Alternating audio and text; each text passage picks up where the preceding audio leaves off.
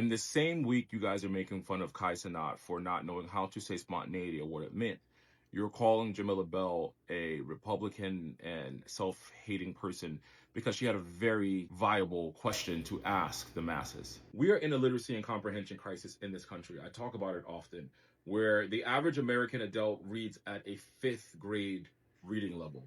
So whenever I see people online who misuse a word, don't know a word, or are confused about what's happening, it made me happy to see someone who has millions and millions and millions of kids and young adults actively seek knowledge and seek how to use a word, pronounce a word, and what that word means, expanding his vocabulary. Because there's one thing to know colloquialisms within AAVE and being Black and know how to speak, but then there's also power in having a command of the English language. Important to me because I'm seeing a lot of discourse online about Jamila Bell, who made a video asking people if it was a very succinct question to a very succinct group of the population who are doing something that I also witness online.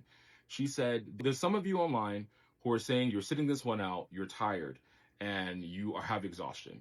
And she says, those people who are also not voting, what are you tired from? You're not a community leader. You don't participate in your community, providing information to your peers or your community. So how are you tired?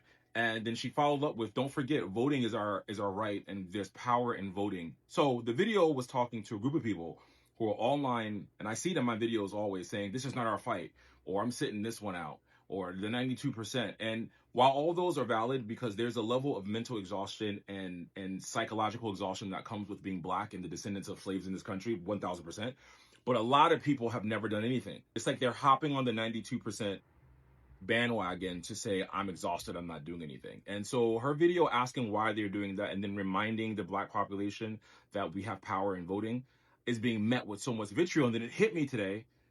People don't understand what she's saying.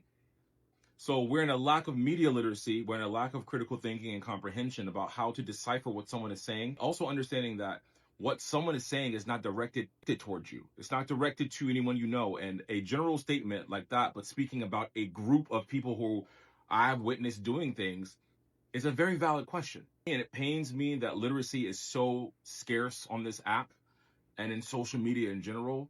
But when you don't take the time to understand what someone is saying and making fun of people for not being able to read correctly, but then learning actively how to read, which also encourages everyone that follows them to read, but then you also don't really understand what this person is saying. So you misconstrue their words and you apply your own understanding of what she's saying on it, and now she's the bad guy. Those two things in the same week going hand in hand is a doozy.